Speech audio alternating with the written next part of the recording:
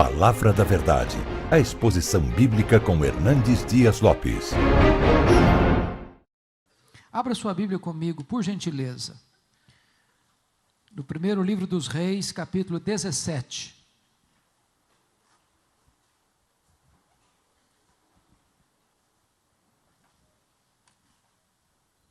Primeiro livro dos Reis, capítulo 17.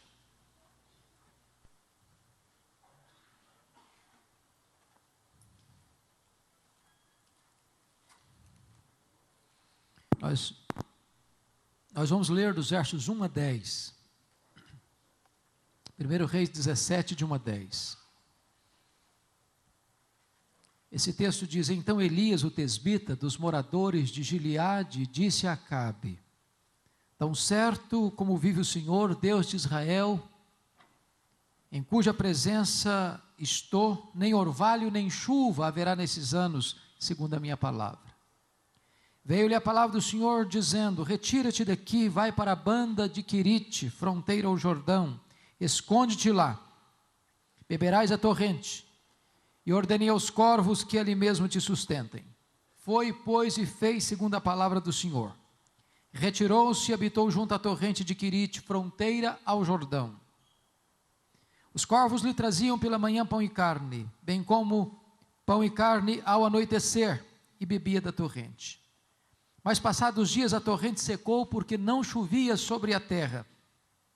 Então lhe veio a palavra do Senhor dizendo: Dispõe-te, vai a Sarepta, que pertence a Sidom, e demora-te ali onde ordenei uma mulher viúva que te dê comida. Então ele se levantou e se foi a Sarepta. Amém.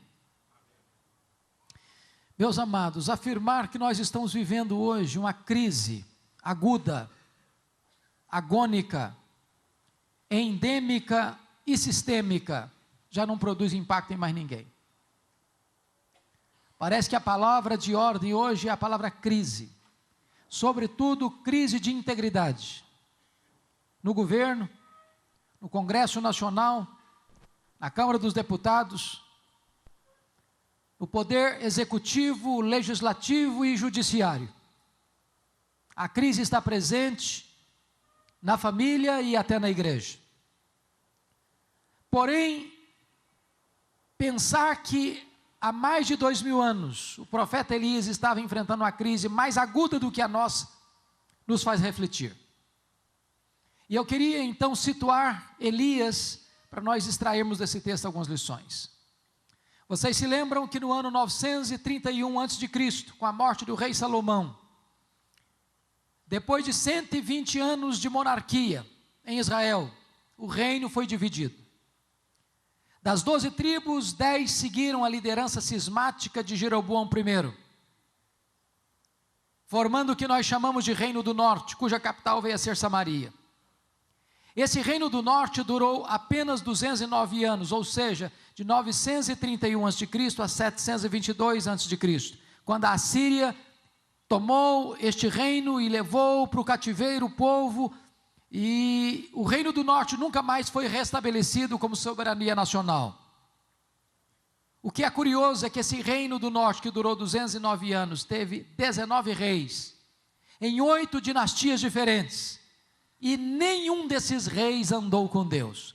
Todos foram maus, ímpios, idólatras e perversos. O que é digno de destaque é que o rei que governa agora recebe o apelido de o pior rei de Israel, o rei Acabe. E se isso não fosse suficiente, ele casou-se com a pior mulher do mundo, Jezabel. A mulher era feiticeira, era assassina e mandona. O rei era apenas um boneco na sua mão. Foi esta mulher quem, à força de lei, impôs o culto a Baal em Israel como culto oficial e passou a perseguir e matar os profetas de Deus. Foi nesse tempo de crise política, econômica, religiosa, moral e espiritual que Deus levantou, não um partido, não uma denominação. Deus levantou um homem para fazer diferença na história da nação. E eu preciso então conhecer esse homem. Quem foi esse homem? Com seus olhos pousados no texto comigo, vejamos o verso 1. Então Elias, o tesbita, dos moradores de Gileade, disse a Acabe. Quando diz aí Elias, o tesbita, não está falando do sobrenome dele, da família dele, está falando da procedência geográfica dele. Ele vem de Tisbé, um lugarejo insignificante, incrustado lá nas fraldas das montanhas de Gileade, da Galileia, um lugar pequeno, desconhecido. Elias vem de um lugar desconhecido, de uma família desconhecida, porque ele não é profeta, ele não é discípulo de profeta, ele não vem de uma família sacerdotal, ele não vem de uma família rica, ele não tem diplomas enfeitando a sua parede, ele não tem cartas de recomendação, ele é apenas Elias o tesbita, um homem desconhecido, de uma família desconhecida, de um lugar desconhecido, mas um homem levantado por Deus. E eu aprendo aqui a primeira lição: Deus não precisa de estrelas para fazer a sua obra, Deus não precisa de figurões para fazer a sua obra. Talvez um dos maiores problemas da igreja evangélica brasileira é que nós temos figurões demais, estrelas demais, gente que se julga importante demais. E eu já tenho aprendido uma coisa: as estrelas só brilham quando o sol não está brilhando. Quando o sol está brilhando, não tem espaço para as outras estrelas brilharem.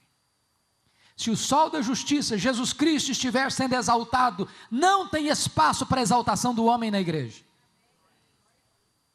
Talvez um dos maiores pecados da igreja evangélica brasileira hoje é que nós temos tratado alguns pastores, pregadores e cantores evangélicos como verdadeiros astros de cinema. Temos cometido o pecado da tietagem evangélica na igreja brasileira.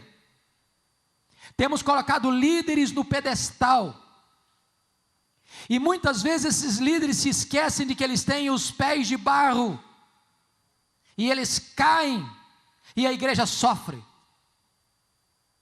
Não há nada que Deus abomine mais do que o culto à personalidade, do que colocar homens em destaque. Na igreja de Deus, todos nós estamos nivelados no mesmo patamar, somos todos servos. Paulo denuncia essa tendência do culto à personalidade na igreja quando ele escreve a sua primeira carta aos Coríntios. A igreja estava dividida em grupos. Tinha o grupo de Paulo, tinha o grupo de Cefas, tinha o grupo de Apolo, tinha o grupo de Cristo. Era uma igreja pluripartidária. Havia lá o PLP, Partido Liberal de Paulo. Eram os fundadores da igreja. Tem gente que tem síndrome de dono de igreja. Tinha lá o PCP, Partido Conservador de Pedro. Talvez aqueles mais ligados ao judaísmo, mais à lei de Moisés. E eles se achavam os mais crentes da igreja. Tinha lá o PFA, Partido Filosófico de Apolo. O camarada era um grande orador, camarada grego, lá de mentalidade grega, lá de Alexandria do Egito. Era um camarada que falava bonito, tinha eloquência. E tinha talvez o grupo que se julgava o mais espiritual da igreja. O PCJ, Partido Cristão de Jesus. Aí Paulo põe o machado da verdade na tendência desta tolice chamada culto à personalidade e pergunta: mas quem é Paulo? Quem é Apolo? Apenas servos por meio de quem vocês creram. Eu plantei, Apolo regou, mas o crescimento vem de Deus. De tal maneira que nem o que planta, nem o que rega é coisa nenhuma, mas Deus que dá o crescimento. Irmãos, nós temos tratado determinados pregadores hoje de maneira tão esquisita. Eu conheço pregador, por exemplo, igual político, sem desmerecer os políticos, mas via de regra um político, num encontro, ele chega sempre depois que começa e sai antes de terminar, que ele é o centro das atenções, deve ficar debaixo dos holofotes. Eu conheço pregador que quando ele chega na igreja, ele chega com segurança, e à medida que ele vai entrando, o povo fica de pé, e as luzes vão acendendo em cima dele. Eu conheço pregador que prega em púlpito blindado. Há pouco tempo, eu convidei um cidadão para pregar e não consegui falar com ele porque estava blindado. Quando eu consegui falar com a secretária, dizia: eu gostaria de convidar o fulano de tal para pregar. A secretária dizia: não prega mais em igrejas, mais não, eu só prego em grandes encontros.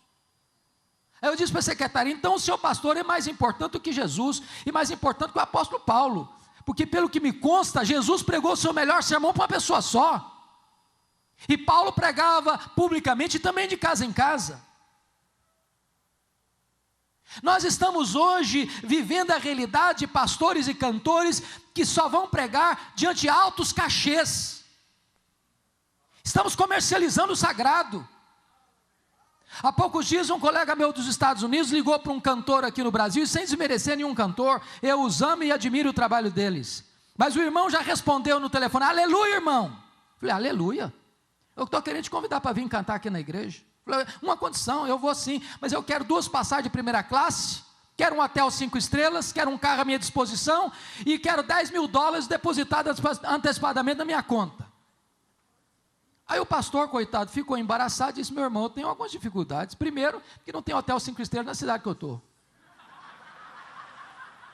Segundo, que eu não tenho $10 mil para botar na sua conta. E terceiro, que eu já perdi a vontade de convidar também.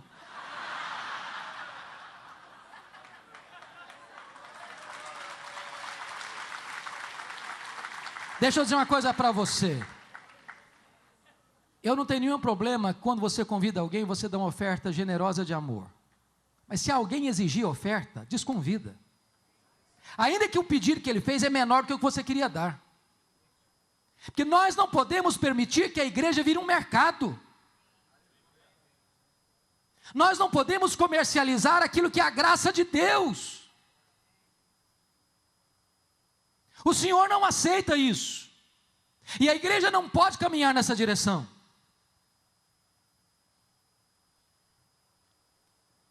Veja comigo ainda o verso 1. Elias disse para Acabe: tão certo como vive o Senhor, em cuja presença estou, nem orvalho nem chuva haverá nesses anos, segundo a minha palavra. E você pergunta: mas por que tamanha certeza ou ousadia de Elias? O texto não responde. Mas a resposta está em Tiago 5,17, quando está escrito lá: Elias orou com instância para não chover, e não choveu. Segunda lição que eu aprendo: só pode se levantar diante dos homens quem primeiro se prostra diante de Deus. Elias só se levantou diante do rei porque primeiro se prostrou diante do Rei dos Reis. Talvez aqui está uma das maiores tragédias que abate a igreja brasileira, é que nós separamos academia de piedade. Nós separamos pregação de oração. Nós temos verdadeiros gigantes do saber no púlpito, mas verdadeiros nanicos de oração. Gente que tem luz na cabeça, mas não tem fogo no coração. Gente que tem fome de livro, mas não tem fome de Deus. Gente que conhece muito a respeito de Deus, mas não conhece a intimidade de Deus.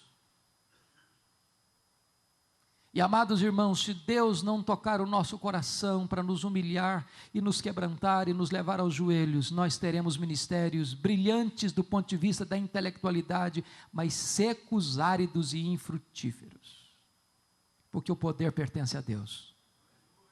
E Deus reveste um povo que se humilha debaixo da sua poderosa mão.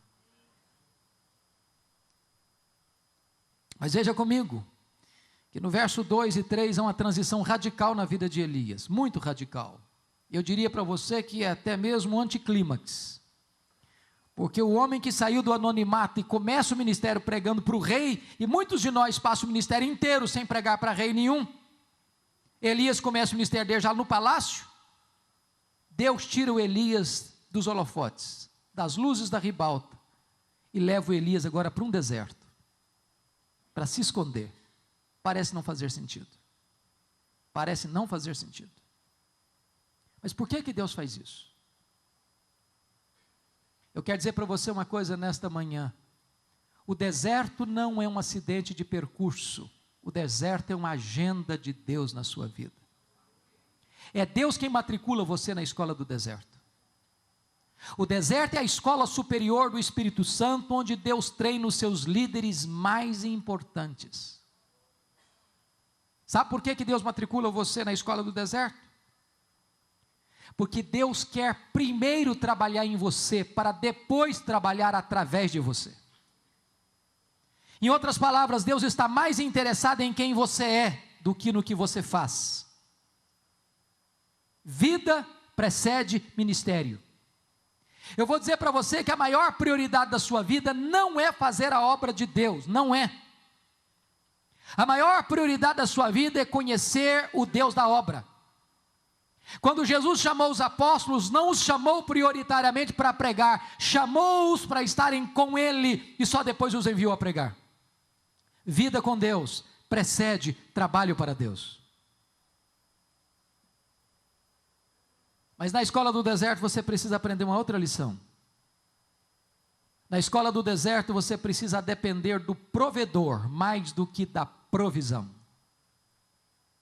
Notem que lá nesse deserto Elias tinha que se abastecer da fonte, beber da fonte, e Deus mandou garçons voadores para levar comida para ele.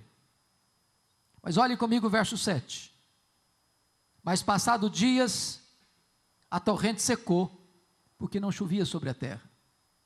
A grande pergunta é: o que você vai fazer quando você está onde Deus mandou você estar, fazendo o que Deus mandou você fazer, e de repente a fonte seca?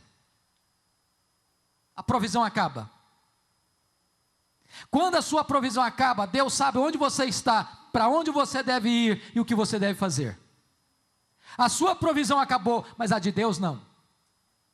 A sua despensa está vazia, mas os celeiros de Deus estão cheios. A sua fonte secou, mas os mananciais de Deus continuam jorrando. Deus está levando você a entender que nessas horas você tem que depender mais do provedor do que da provisão. Me permitam, por favor, ilustrar isso com uma experiência pessoal. No ano 2000, eu fui para os Estados Unidos com a minha família para fazer um curso de doutorado na área de pregação. A igreja que eu pastoreio há 27 anos, a primeira igreja presbiteriana de Vitória, decidiu prover para mim um valor mensal de $2.300 para o nosso sustento. Eu fui com a intenção também de encontrar meia bolsa. Obviamente, desses 2.300 eu tinha algo a deduzir. Primeiro que pastor é dizimista. Muito embora tem muita gente falando contra o dízimo, mas o dízimo é bíblico. E pressupõe que todo pastor seja dizimista. Então, desses 2.300 eu já deixava 230 na tesouraria da igreja. Recebia 2,70. Nós temos uma secretária que trabalha conosco há mais de 20 anos e eu não achei justo deixá-la desamparada naquele tempo. Continuei pagando o salário dela. O apartamento onde eu morava foi uma secretária, uma missionária para morar lá, com a responsabilidade de pagar o condomínio, mas ela teve que mudar da cidade, em 5 meses eu tive que pagar o condomínio. O certo é que dos 2.300 eu recebia líquido 1.300. Quando eu chego em Jackson, Mississippi, tive algumas surpresas. Primeiro, não achei bolsa de 1 centavo. Segundo, não tinha escola pública para os nossos filhos, tive que pagar a escola para eles. Terceiro, não tinha transporte público, tive que comprar um carro. Quarto, tive que pagar a escola de inglês, pagar o seminário, pagar aluguel e todas as demais despesas naturais de uma casa, comprar livros e etc. Conclusão, nosso orçamento nunca tinha ficado e nunca ficou num valor inferior a 3.000 por mês. Eu tinha uma receita de 1.300. Eu tinha levado todas as minhas reservas pessoais e com 5 meses o carro quebrou. $1.350 para consertar. A minha reserva tinha acabado. E eu não tinha dinheiro para tirar o carro da oficina. Não tinha transporte público. Não tinha dinheiro para comprar comida para casa, nem para pagar o seminário. E eu já vi, e tinha visto já muita gente não podendo pagar o seminário, a direção fazia uma visita de muita cortesia, dizendo: já que você não consegue se manter aqui, você tem liberdade de voltar para a sua terra. Eu disse: meu Deus, eu não gostaria de voltar envergonhado, frustrado, mas também não quero ser mais pesado à igreja. E naquele momento eu chamei minha família e disse: nós só temos uma opção. Aliás, 2 opções: ou voltamos para casa, ou pedimos um milagre de Deus. E nós nos ajoelhamos na sala, e nós dissemos: meu Deus, nós sempre pregamos que Tu és o Deus da provisão. Nós estamos precisando do Senhor. Tu és poderoso para abrir-nos uma porta. Quando nós nos levantamos dos joelhos, minutos depois o telefone tocou. E eu recebi um convite para pregar num congresso, na Pensilvânia, a 2.000 quilômetros de onde eu morava. Quando eu estou pregando meu último sermão naquele congresso, o pastor que dirigiu a liturgia disse algo inusitado. O óbvio ululante. Disse o seguinte: meus irmãos, o pastor Hernandes é estudante aqui na América, e todo estudante é duro. Não precisa nem ser profeta para falar um negócio desse. Se alguém quiser ajudá-lo, fique à vontade. Eu saí daquele congresso com $5.500 de oferta. Um pastor me procurou depois do culto e disse: eu vou lhe mandar $300 por mês, até você terminar o seu curso. Eu voltei para casa chorando. Tirei o carro da oficina, fiz compra para casa, paguei o seminário, ainda sobrou dinheiro. Na semana seguinte, um outro telefonema, um convite para pregar num outro congresso em New Hampshire, a 2.500 quilômetros de onde eu morava. Estava pregando o meu último sermão, quando um presbítero veio por trás de mim e botou dentro da minha Bíblia um bilhete assim: pastor Hernandes, eu não sei o que está acontecendo com a sua vida, mas Deus tocou o meu coração, e eu quero lhe mandar $600 por mês, até você terminar o seu curso. Me deram $2.500 de oferta. Para encurtar a conversa, eu fiz 21 viagens a convite para pregar, em 10 estados diferentes. Em cada lugar que eu ia, Deus fazia um milagre diferente. Um dia uma mulher fez uma viagem de 60 milhas de noite, debaixo de neve, porque Deus tocara o coração dela para onde eu estava, para botar uma oferta no meu bolso. No dia que eu vim embora, eu fui ao banco fechar a conta. Para minha surpresa, exatamente o valor das nossas economias pessoais que nós havíamos levado estava lá no banco. E Deus nos ensinou uma lição: quando a sua fonte seca, a minha fonte continua jorrando. Quando a sua despensa fica vazia, os meus celeiros estão cheios. Você tem que depender do provedor mais do que da provisão. Agora veja comigo, por favor, versículo 8, porque é uma outra transição na vida de Elias. Então lhe veio a palavra do Senhor dizendo: dispõe-te, vai a Sarepta, que pertence a Sidom, e demora-te ali, onde ordenei uma mulher viúva que te dê comida. Então ele se levantou e se foi a Sarepta. Sabe o que Deus está dizendo para Elias aqui? Elias, aperte os cintos, meu filho.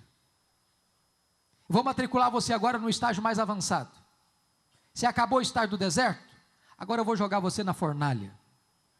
Sarepta significa fornalha, fogo, cadinho. Deus ainda está trabalhando em Elias para depois trabalhar através de Elias. E note você que Deus manda Elias sair do esconderijo e ir para Sidom, fora de Israel. Só que conforme o capítulo 18 deste mesmo livro, versículo 10, você pode conferir aí na sua Bíblia, nesse tempo que Elias ficou escondido em Querite, Acabe o procurava, em Israel e nas nações vizinhas, para matá-lo. E para sair desse esconderijo, ele correu o risco de ser morto pela polícia de Acabe. Mas o Deus que manda é o Deus que protege. E Deus parece que tem senso de humor, porque o que Deus fala para ele não faz sentido. Era um tempo de fome na terra, e a seca atingindo Israel, atingia também os limites de Israel.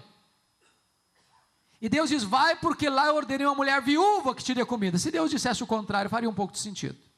Meu filho, chega de ficar descansando, chega de ficar escondido, vamos trabalhar um pouquinho agora. Eu vou te mandar para Sarepta para você cuidar de uma mulher viúva. Ele faria um pouquinho de sentido, ele teria um ministério. Mas Deus diz: vai, porque lá uma mulher viúva vai te sustentar.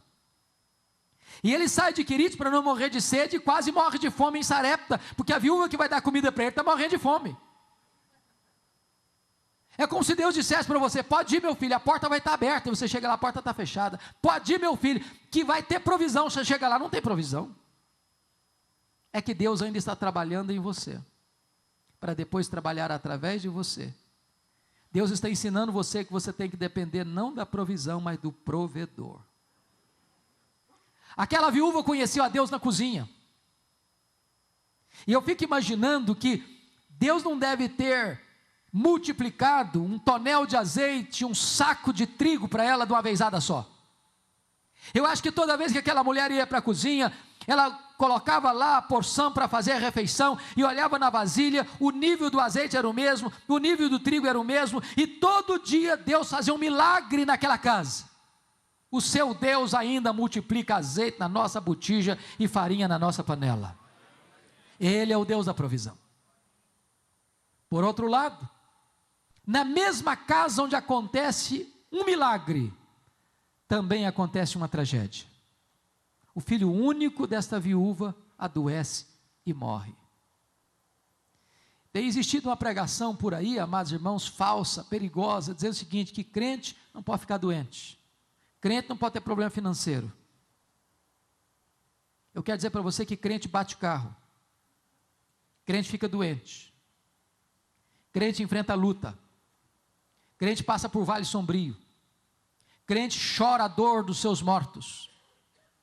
Ser crente não é ficar blindado das intempéries naturais da vida, não é uma colônia de férias, nem um parque de diversões. Jesus nunca nos prometeu ausência de dor, de angústia, de aflição. O que Ele nos prometeu é estar conosco e nos dar vitória no meio das lutas.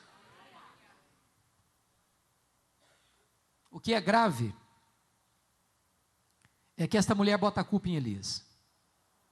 Você que é pastor e está aqui hoje, sabe de uma coisa. Há uma tendência no ser humano de transferir e projetar suas dores e buscar um culpado para os dramas que enfrenta. Se um filho se divorcia, o culpado é o pastor. Se alguém enfrentou um problema financeiro, o culpado é o pastor. E o grande drama aqui é o seguinte, que talvez nada machuque mais o coração de um líder do que ser acusado daquilo que ele não deve. Talvez a tendência nossa é sermos valentes em nos defendermos. Eu conheço pastor que chega a dizer o seguinte, é melhor passar por cima do meu cadáver do que passar por cima dos meus direitos. O que me impressiona é que Elias não se defendeu, mesmo estando coberto de razão. Talvez aprendendo um princípio que Jesus ensinou mais tarde, não se esmaga a cana quebrada, nem apaga a torcida que fumega. Tripudiar sobre quem já está machucado e ferido não faz sentido. A única palavra que Elias diz para aquela viúva foi esta, transfira para os meus braços a sua dor, me dê seu filho morto aqui. E diz a Bíblia que ele pega a criança morta, sobe para o seu quarto, e lá ele abre o bico, lá ele fala muito, lá ele fala com Deus, nos ensinando uma outra lição, se nós orássemos mais, nós brigaríamos menos, se nós orássemos mais, nós nos defenderíamos menos, se nós orássemos mais, nós veríamos mais os milagres de Deus acontecendo. Quantas reuniões de liderança, madrugada adentro, com os nervos à flor da pele, com resultados pífios. Se nós orássemos mais, teríamos reuniões mais curtas e mais eficazes. O que me impressiona é que Elias tem coragem de fazer um pedido inédito para Deus. Não tem nenhum relato de ressurreição até então. Talvez se hoje alguém fosse fazer um pedido inédito para Deus, nós o chamaríamos de inconsequente, de herético, de heterodoxo, de insano.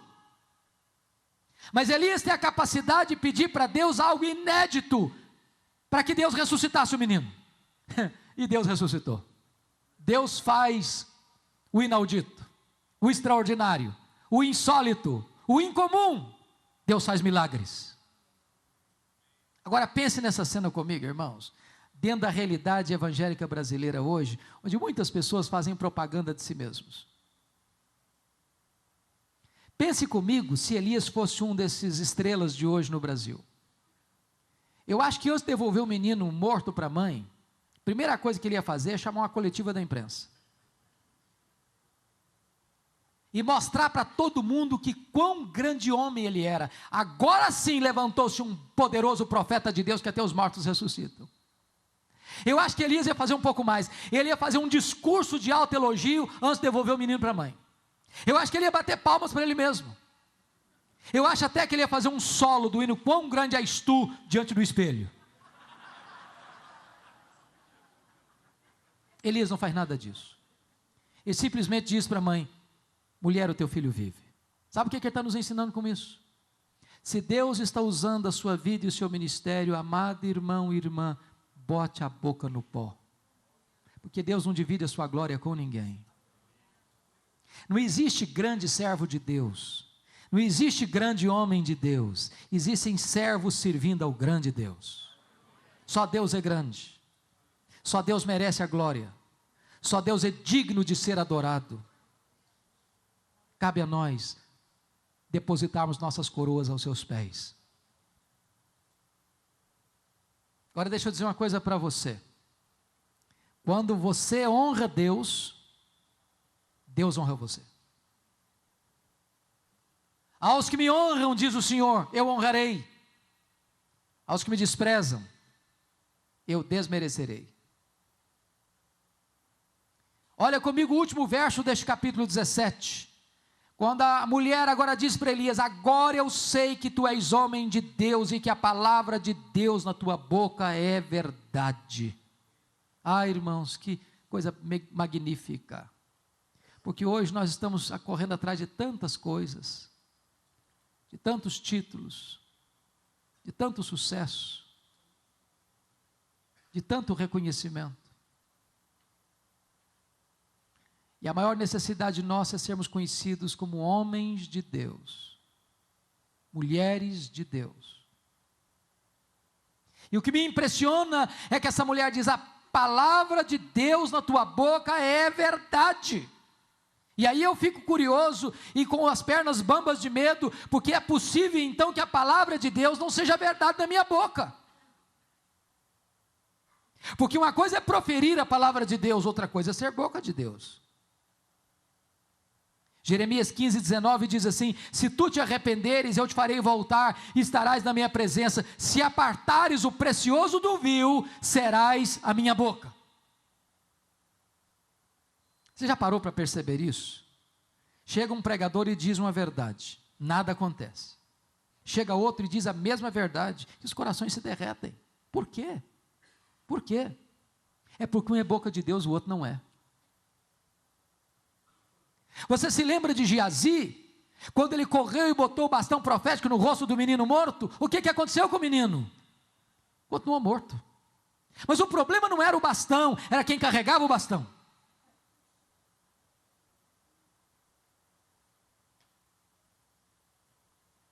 Amados irmãos, é tempo de nós pararmos para pensar que nós precisamos ser boca de Deus. Precisamos ter a unção de Deus, o poder de Deus. Eu não sei quantos pastores aqui conheceram reverendo Antônio Elias, que morreu com mais de 90 anos. Para nós, pelo menos presbiterianos, foi o maior exemplo que nós tivemos de vida piedosa no nosso meio. Aquele homem, quando ele pregava, e as mensagens dele eram muito simples, mas acontecia um fenômeno. Toda vez que aquele homem pregava, o povo caía em pranto, se quebrantava. Aí um dia, ele estava pregando num congresso, e chegou uma pessoa e fez uma pergunta, esperando uma resposta teológica profunda. E perguntaram: pastor Elias, Antônio Elias, o que é unção? E ele respondeu: é muito simples, meus filhos, unção é assim, uns são, outros não.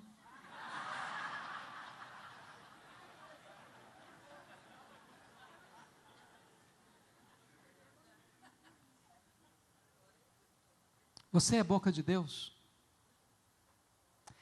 Você tem apartado o precioso do vil?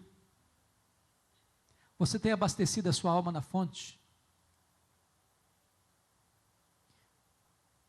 Você tem sede de Deus? Você tem sido tratado por Deus? Você tem sido matriculado na escola de Deus? O que nós mais precisamos hoje é de homens que sejam boca de Deus. Sabe o que me impressiona hoje?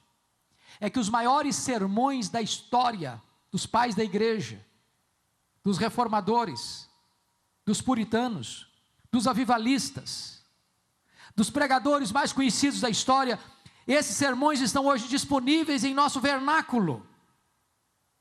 Mas se nós pegássemos um desses sermões hoje e o pregássemos outra vez, não teria o mesmo resultado mais. Por quê?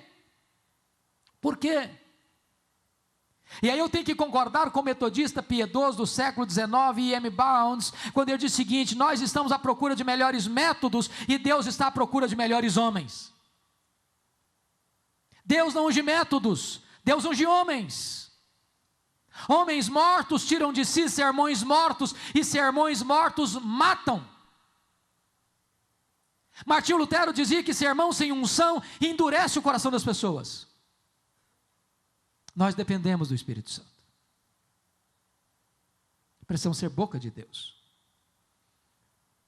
Eu conheço um caso até jocoso, engraçado, de um seminarista que resolveu decorar o sermão de Jonathan Edwards. Jonathan Edwards foi a mente mais brilhante do século XVIII na Nova Inglaterra. Um homem que experimentou um poderoso avivamento nos idos de 1735, 1740 em Enfield, Massachusetts, Nova Inglaterra. E quando ele pregou o seu mais conhecido sermão, Pecadores nas mãos de um Deus irado, ele jejuou e orou alguns dias antes de pregar esse sermão. E quando chegou o dia, era noite, e ele segurava o esboço numa mão, segurava a lamparina na outra mão e lia o sermão. Na medida que ele lia o sermão, o seu auditório foi tomado de convicção de pecado e começou a chorar, se humilhar, se quebrantar. Pessoas se agarravam nas pilastras do templo e choravam copiosamente. Quando ele terminou o seu sermão, o auditório estava caído, prostrado em lágrimas, e houve mais de 500 conversões naquela noite.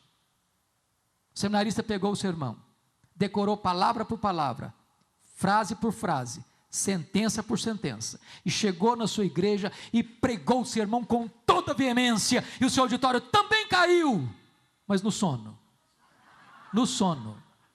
O sermão era literalmente o mesmo, mas quem pregava o sermão era outra pessoa. Deus não unge métodos, Deus unge homens.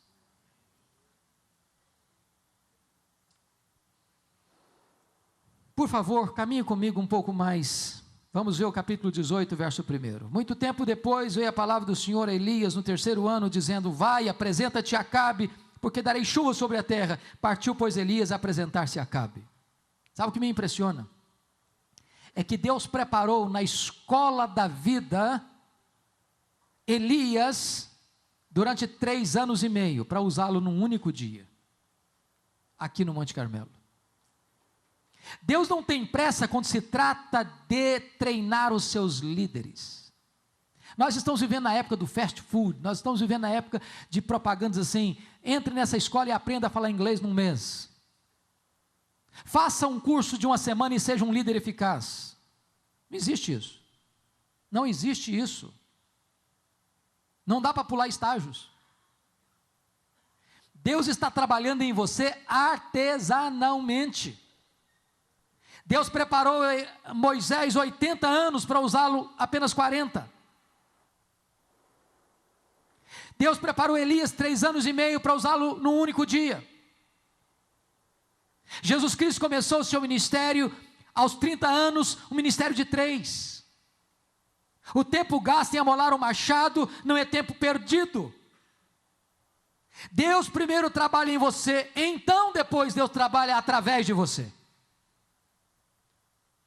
E o que é curioso é que no Monte Carmelo, diz a Bíblia que Elias confronta o rei Acabe, chamando-o de perturbador de Israel, confronta o povo, dizendo: vocês estão em cima do muro, cocheando entre 2 pensamentos, e confronta os profetas de Baal, dizendo o seguinte: vamos fazer um desafio aqui, o Deus que responder por fogo, esse é o Deus verdadeiro. Como o povo gosta de espetáculo, ajuntou-os para ver a cena. Elias mandou os profetas de Baal, então, fazer o sacrifício deles, e eles fizeram, e eles pediram, e eles gritaram, e eles se retalharam com faca, e Baal não pôde atendê-los, porque Baal é um ídolo morto.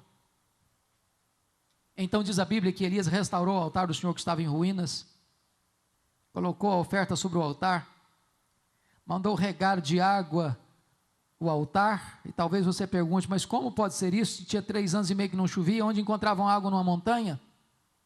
É muito simples, é porque o Monte Carmelo está exatamente onde está o mar Mediterrâneo, era só descer o monte e o mar Mediterrâneo estava embaixo. E depois que tudo estava pronto, Elias fez uma breve oração: agora manda fogo, Senhor. E o fogo caiu, e o povo caiu de joelhos gritando: só o Senhor é Deus, só o Senhor é Deus, só o Senhor é Deus. Mark Lloyd Jones diz assim: por que hoje nós estamos pedindo fogo do céu e o fogo não cai? Sabem por quê? Responde Mark Lloyd Jones: é porque nós nem restauramos o altar do Senhor ainda, que está em ruínas. Primeiro você restaura o altar, Que altar? Como restaurar o altar? Diz a Bíblia que Elias pegou 12 pedras. Por que 12 pedras? Símbolo das 12 tribos que estavam brigadas, divididas. Amados irmãos, esperar avivamento, orar, querer avivamento, com a igreja ferida, mágoas, ressentimentos, brigas, invejas, ciúmes, disputas, partidos, cisões, cismas. Não faz sentido. Primeiro nós levantamos o altar de Deus que está em ruínas. Primeiro nós colocamos tudo sobre o altar. Então vamos orar e o fogo vai cair. Diz a Bíblia que depois daquela magnífica vitória, Elias elimina os profetas de Baal e sobe para o alto da montanha. E lá ele bota a cabeça entre os joelhos e clama a Deus para que as torrentes voltassem para regar a terra. Eu não sei se você já parou para perguntar o seguinte, olha de novo o capítulo 18, verso 1 comigo. Muito tempo depois veio a palavra do Senhor a Elias, no 3º ano, dizendo, vai, apresenta-te a Acabe, porque darei chuva sobre a terra. O que me impressiona aqui é o seguinte, Deus não disse assim, vai, apresenta-te a Acabe, ore e eu darei chuva. Está escrito ore aí no versículo 1? Não. Por que Elias então subiu para o monte para orar? Porque a palavra de Deus é, vai, apresenta-te a Acabe e darei chuva. Não tinha no pacote da chuva oração. Por que Elias ora? A melhor explicação que eu tenho para esse texto até hoje, se você tiver uma melhor, me ajude, é que esse texto está mostrando para nós que a soberania de Deus não anula a responsabilidade humana. Da chuva, só Deus pode dar. Mas orar para chover é responsabilidade nossa. Abrir o coração do pecador, só o Espírito Santo pode abrir. Mas pregar para que o Espírito Santo abra o coração dele é responsabilidade nossa. Avivamento, só Deus pode dar. Mas preparar o caminho do Senhor para que ele se manifeste é responsabilidade nossa. E Elias orou, insistentemente, perseverantemente, humildemente, vitoriosamente, e as torrentes de Deus desceram. E aí, eu queria que você fosse comigo rapidamente para o capítulo 19, porque o capítulo 19 é um anticlímax no ministério de Elias, uma mancha, uma mácula no ministério de Elias. E se você estivesse escrevendo a biografia de Elias, talvez você pularia o capítulo 19. Esse gigante de Deus recebe um recado de Jezabel: faça-me os deuses o que me aprover, se amanhã a estas horas você, Elias, não estiver morto, como você matou os profetas de Baal. Diz a Bíblia que Elias temeu, que Elias fugiu, que Elias pediu para morrer e entrou em depressão. Você pode entender isso? Por que está escrito na Bíblia? Talvez para nos ensinar uma grande lição, e a lição é essa: todo líder tem os pés de barro. Você pode repetir essa frase comigo? Todo líder tem os pés de barro. Este homem, gigante de Deus, que orou e o céu se fechou. Esse gigante de Deus que orou e Deus multiplicou azeite e farinha. Esse gigante de Deus que orou e o morto ressuscitou. Esse gigante de Deus que orou e o fogo caiu. Esse gigante de Deus que orou e as chuvas desceram, agora está com medo, está fugindo, querendo morrer, depressivo. E eu queria tocar nesse assunto hoje, irmãos, porque não tem nenhum assunto mais complexo e talvez mais mal entendido na igreja evangélica do que o problema da depressão. Eu tive muita angústia na minha alma de lidar com esse tema e resolvi escrever um livro, Suicídio, Causas, Mito e Prevenção. E vocês sabem de um fato: há mais suicídios no mundo do que assassinatos. Para cada suicídio que é proclamado na imprensa, tem 10 que não são ditos. A principal causa de suicídio é a depressão. E muita gente olha para a depressão de maneira equivocada na igreja evangélica, talvez por duas influências. Primeiro, de um pregador neopentecostal, conhecido de todos vocês, chamado T.L. Osborne, que faz cruzadas no mundo inteiro para milhões de pessoas. T.L. Osborne diz que depressão é demônio. Aí quando a pessoa está deprimida, diz: você está com demônio. Aí bota mais uma tonelada de culpa nas costas dela. A outra influência para mim negativa vem de um escritor reformado, calvinista, chamado Jay Adams, que diz o seguinte, que depressão é pecado. Aí se tem alguém enfrentando a depressão, diz: não está em pecado. E tem muita gente dentro das nossas igrejas que sofre calada, porque diz assim: não, você está em pecado, não tem demônio, ou você não tem fé, você é um fraco espiritual, é por isso que você está passando por isso. E eu vou dizer para vocês o seguinte: tem muitos crentes, irmãos nossos, se matando, chegando ao suicídio, por não entender que depressão é uma doença,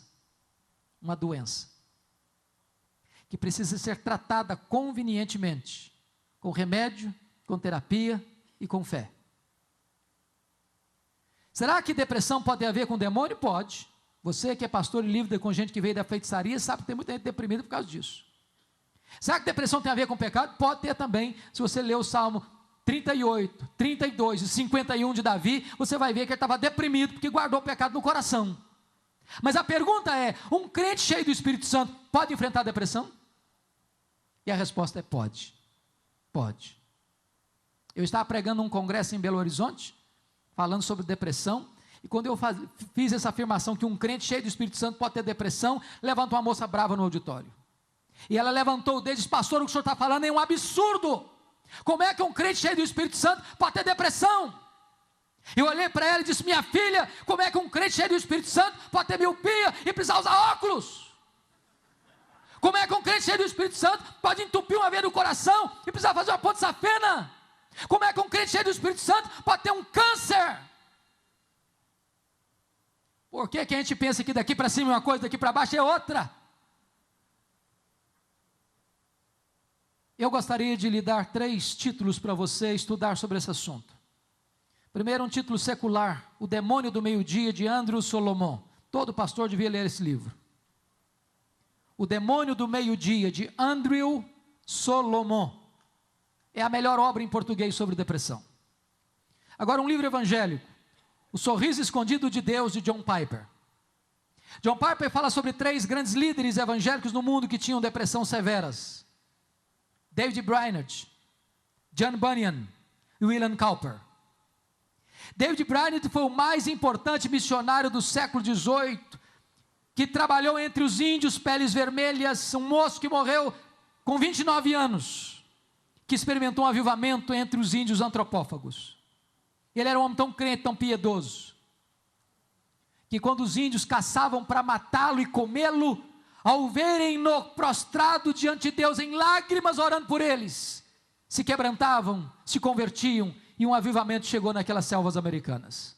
Ele era noivo da filha de Jonathan Edwards. Quando ele morreu, antes de se casar, Edwards pegou os dados do diário dele, as anotações do diário dele, e escreveu o Diário de David Brainerd, publicado pela editora Fiel. Certa feita perguntaram para John Wesley: John Wesley, qual o melhor livro no mundo para se ler depois da Bíblia? E Wesley respondeu: leia o Diário de David Brainerd. Esse homem tinha depressões crudelíssimas, homem de Deus. John Bunyan, todos vocês conhecem, pastor, pregador batista. Depois de perder sua mãe, de passar por muitas lutas e provas, foi preso por pregar a palavra de Deus em praça pública. A sua filhinha primogênita era cega e ele passou 14 anos na cadeia. Diziam para ele: se você parar de pregar em praça pública, nós soltamos você. Ele disse: se vocês me soltarem, amanhã eu estou na praça de novo pregando. Nas depressões amargas, completamente difíceis na prisão, ele escreveu o livro mais lido no mundo depois da Bíblia, O Peregrino. William Cowper era um compositor evangélico da Inglaterra, escreveu centenas de hinos, e ele tinha depressão tão severa que ele tentou se matar várias vezes. Se não for alguém monitorando-o, ele teria tirado a sua vida. E dele é a famosa frase: por trás de cada experiência carrancuda, esconde-se uma face sorridente. Irmãos amados, há muitos crentes nas nossas congregações, há muitos pastores, há muitos líderes lidando com depressão. E nós precisamos ajudá-los. A depressão se lida com remédio, com terapia e com fé. Elias estava deprimido. Por quê? Porque em vez de olhar para Deus, olhou para Jezabel. Segundo, porque olhou para a vida pelas lentes do retrovisor. Acabou, senhor, quer morrer, não tem mais nada para mim. Deus, não, meu filho, não acabou não, você ainda tem ministério. O melhor está pela frente. Você ainda vai ungir um profeta no seu lugar, você vai ungir um rei em Israel, ungir um rei na Síria. Aliás, você quer morrer, meu filho? Nem morrer você vai, cara, eu vou levar você para o céu sem você morrer. Por que ele está deprimido? Porque olhou para a vida com óculos escuros, disse, Senhor, só eu fiquei. Não, cara, para lá, você está fazendo uma leitura muito pessimista da realidade, tem 7.000 ainda que não se dobraram. Por que ele ficou deprimido? Porque ele entrou numa caverna. Ele não queria contato com mais ninguém, sabe disso? Quando uma pessoa depressiva diz, eu quero morrer, ela não quer morrer, ela quer viver. Só que ela não vê perspectiva, ela não vê saída, não vê uma fresta na janela. Quando ela está isolada, sozinha, ela quer ficar sozinha, mas nessa hora ela quer mais, ela precisa de gente do lado dela. É um grito de socorro. Como é que Deus cura a depressão do Elias? Primeiro, sonoterapia, bota o cara para dormir. Segundo, cardápio especial, prepara uma mesa para ele no deserto. Terceiro, manda o cara sair da caverna, vem para cá filho, desabafa, abra a caixa de ferramenta, abra o coração, conta o que está acontecendo. Depois, Deus corrige a visão dele. Não filho, o melhor está pela frente, e você tem ministério ainda. Eu vou dizer para você que talvez chegou nesse congresso pensando em desistir. Você que chegou nesse congresso desanimado com o ministério. Eu quero dizer para você, em nome de Jesus, que o melhor do seu ministério está por vir. Deus restaura o Elias, Deus cura o Elias, Deus devolve Elias para o ministério e devolve o ministério para Elias. E eu quero terminar dizendo que agora Elias está lá no Jordão, Eliseu está no encalço dele, querendo porção dobrada do espírito dele, e eles haviam passado o Jordão a pé enxuto. Um milagre de Deus aconteceu, o Jordão se abriu, e de repente uma carruagem de ouro com cavalos de fogo, com cavalos de fogo, arrebatam Elias, ele sobe para o céu num redemoinho, e a capa de Elias fica na mão de Eliseu. Eliseu está de volta para os seus discípulos, chega no Jordão, as águas transbordam pelas ribanceiras, e Eliseu tem uma pergunta na alma, e a capa de Elias nas mãos, e a pergunta era esta: onde está o Senhor Deus de Elias? Que pergunta emblemática. Onde está o Senhor Deus de Elias? Em outras palavras, será que Deus só fez milagres ontem, ou Deus faz milagres ainda hoje? Será que Deus só agiu no passado, ou Deus ainda age no presente? Porque talvez essa é a nossa angústia, irmãos. Às vezes nós pregamos um evangelho de coisas que aconteceram, nós só voltamos para a história, para o passado, mas onde está o Deus do presente?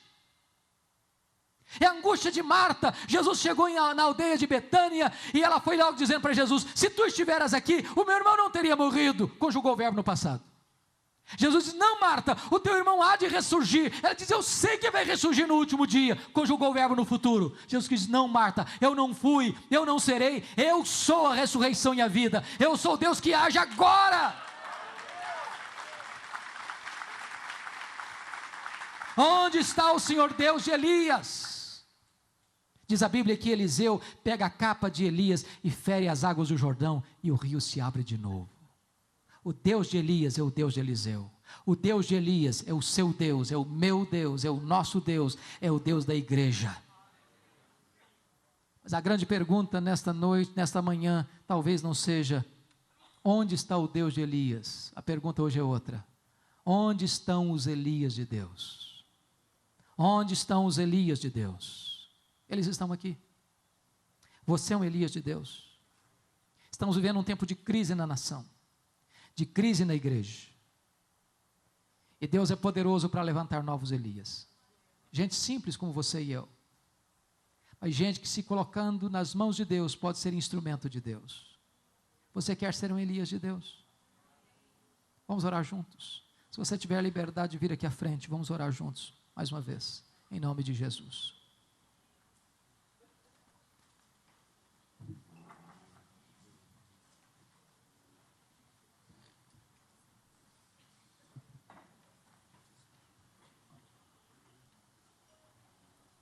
Irmãos amados,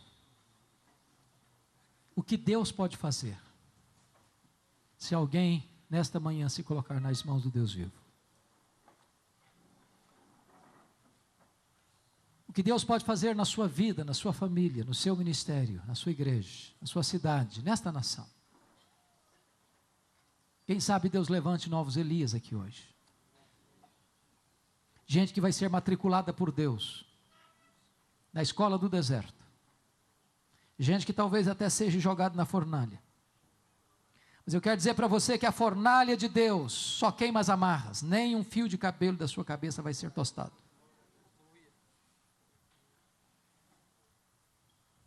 Deus vai equipar você, preparar você, para depois usar você, instrumentalizar você. Talvez você veja aqui hoje, você está numa caverna. Talvez você veja aqui hoje para ficar anônimo. Mas Deus encontrou você. Deus viu você. E Deus está dizendo: meu filho, saia dessa caverna. Volte a sonhar. Volte à luta. Volte à trincheira. Você ainda tem muita coisa para fazer. Seu ministério não acabou. Em nome de Jesus, não feche as cortinas. Volte, porque o melhor está por vir. O melhor está pela frente. E quando eu terminar a minha obra em você, então eu levo você para casa. Outras pessoas vão de continuar o seu trabalho. Mas enquanto eu tiver um plano na sua vida, eu quero que você esteja de pé. Louvado seja o teu nome, Senhor. Louvado seja o teu nome. Porque tu és o Deus vivo, o Deus todo-poderoso. O Deus que chama, o Deus que vocaciona, o Deus que equipa, o Deus que prepara, o Deus que forja, o Deus que instrumentaliza, o Deus que reveste de poder. Oh Senhor, visita o teu povo nesta tarde em nome de Jesus. Volta o teu rosto para nós, Senhor. Traz sobre nós a luz da tua face. Põe os teus olhos neste lugar, ó Deus.